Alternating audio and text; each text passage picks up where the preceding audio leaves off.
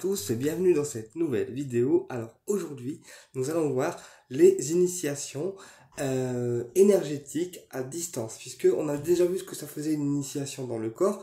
Rappelez-vous, j'ai fait une vidéo dans laquelle j'expliquais en fait ce que une initiation ça faisait dans le corps et à quoi ça servait. Donc pour rappel, une initiation énergétique, ça permet de reconnecter nos énergies à nous, nos connexions énergétiques à nous, à des fréquences énergétiques plus hautes, et donc des fréquences énergétiques qui vont élever nos vibrations, que ce soit le Lao Chi, le Reiki ou d'autres techniques de soins énergétiques. Quand on fait l'initiation pour s'initier à cette technique-là, ça permet de reconnecter en fait nos énergies à des fréquences plus élevées et en même temps de monter le taux vibratoire. Ici, on va parler de l'initiation à distance et des sensations que ça nous procure quand on est en train de recevoir une initiation à distance.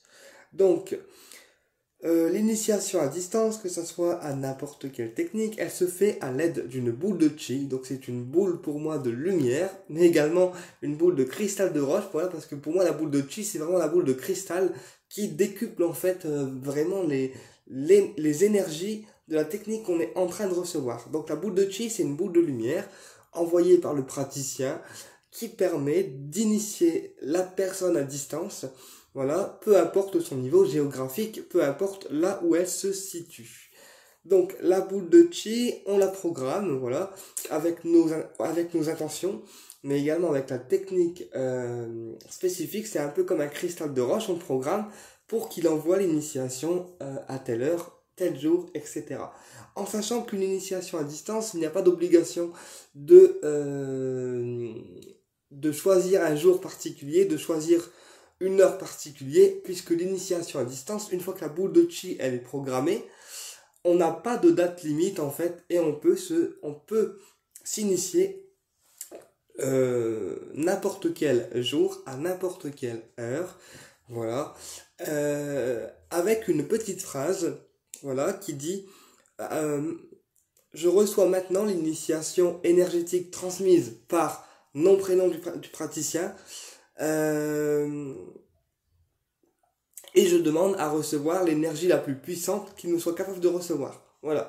Et en répétant cette phrase, je reçois maintenant l'initiation énergétique transmise par Sylvie Hérault, par exemple, au Reiki Royaume des Fées, et je demande à recevoir l'énergie la plus puissante qu'il nous soit capable de recevoir, eh bien, vous allez recevoir avec cette boule de chi l'énergie de la technique énergétique que vous aurez choisi de pratiquer et à laquelle vous aurez choisi d'être initié de la plus puissante manière qu'il soit. C'est-à-dire que à partir du moment où on donne cette phrase en demandant de recevoir l'énergie la plus puissante qu'il soit pour nous, eh bien on reçoit vraiment l'énergie la plus puissante qu'il soit pour soi.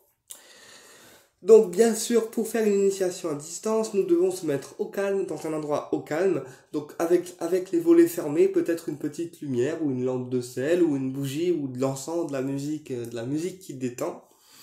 Voilà, et pendant cette initiation, nous pouvons alors ressentir diverses sensations, comme par exemple déjà le corps qui se détend, d'accord, mais également la sensation de dormir, donc d'être très profondément en fait dans un état alpha qui nous provoque en fait un endormissement pendant l'initiation.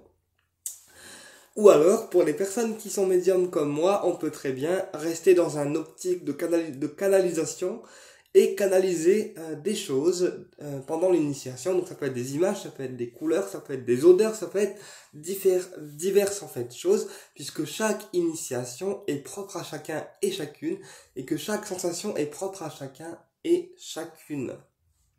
Voilà. Alors, parfois, pour certaines techniques, il est nécessaire de faire plusieurs initiations à la fois. Je prends un exemple avec le Reiki Royaume des Fées que j'ai reçu très récemment. Donc c'est un Reiki qu'on pratique en extérieur.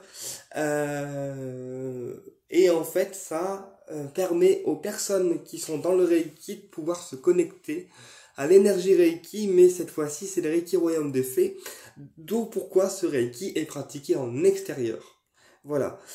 Et le praticien en question, donc celui qui initie, il demande déjà une connexion énergétique au Reiki importante, donc minimum le troisième degré Reiki, donc le niveau de maître, pour pouvoir accéder au royaume des fées, au Reiki royaume des fées, parce que le Reiki royaume des fées, c'est vraiment un Reiki où on se connecte à notre façon, donc de manière libre, voilà, et on a quelques symboles à tracer, à dessiner, oui, dans les mains, mais c'est un Reiki qu'on va plutôt expérimenter ou explorer à l'extérieur, puisque nous sommes en contact avec ce Reiki-là, avec la nature. Donc j'ai été initié par Madame Sylvie Hérault, qui est une enseignante Reiki et énergétique qui travaille de la même façon que moi, c'est-à-dire dans l'amour. Donc voilà, elle m'a transmise le rayon d'Abundancia, qui est un rayon d'abondance, et le Reiki Royaume des Fées. Donc merci à toi Sylvie si tu me regardes. Voilà. Mais dans certaines techniques, comme le Reiki Royaume des Fées, nous sommes obligés de faire plusieurs initiations à la fois, puisque nous recevons plusieurs niveaux. Donc niveau 1, niveau 2 et niveau 3. Voilà pourquoi nous faisons 3 initiations à la file. Voilà, alors après, pendant les initiations à distance, la plupart du temps, nous ressentons du froid, d'accord, du froid et des picotements dans les mains, ou alors parfois de la chaleur, où vraiment on sent que notre corps il est envahi d'une vague de frissons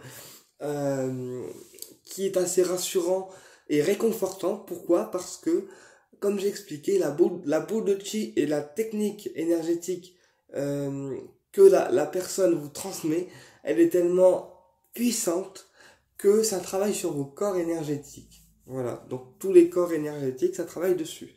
Voilà pourquoi on ressent du froid, du chaud, etc.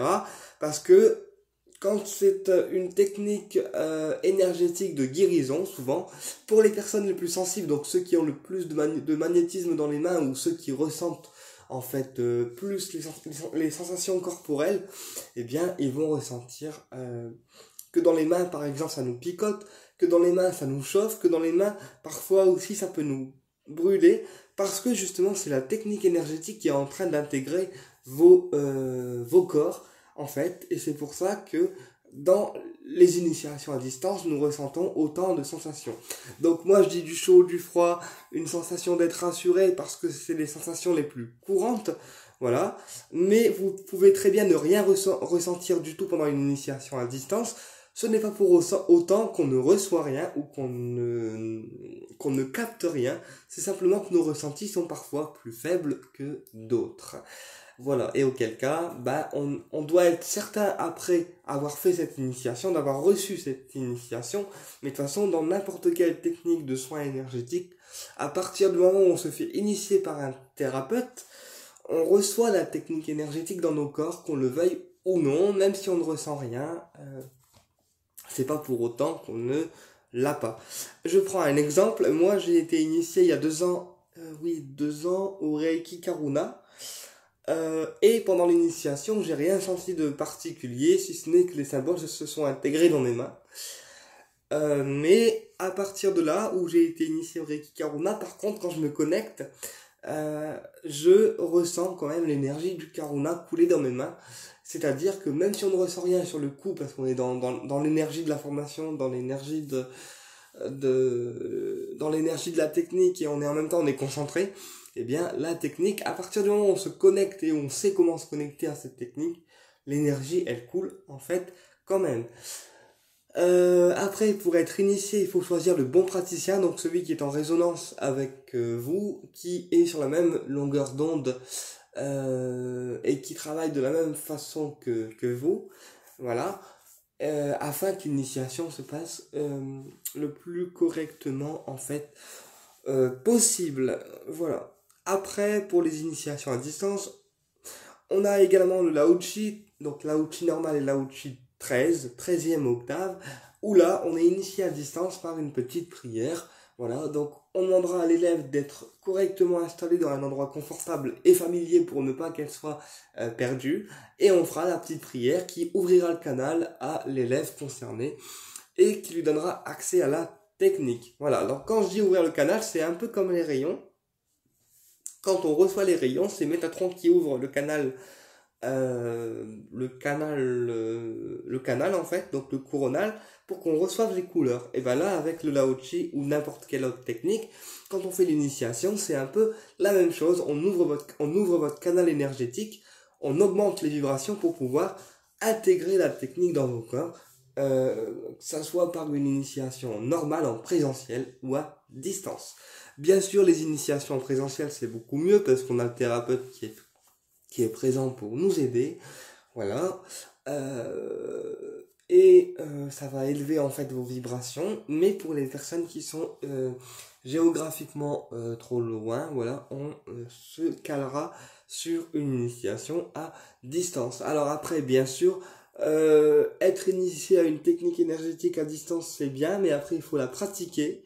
Voilà, la pratiquer de plus en plus, de plus en plus, de plus en plus, jusqu'à ce que ça devienne une habitude de vie en fait. Moi, je prends un exemple, j'ai été initié au Lao-Chi 13e octave, et tous les jours, je me fais un auto-traitement qui permet de garder cette habitude pour moi. C'est un temps que je prends pour moi, pour m'auto-soigner et m'auto-guérir, et permettre une libération émotionnelle, voilà, puisque le Lao-Chi 13e octave, on est vraiment sur la libération émotionnelle des choses qui sont cristallisées. Voilà, et bien écoutez, j'espère que cette vidéo vous a plu et je vous dis à très bientôt pour une prochaine vidéo et au plaisir de vous retrouver.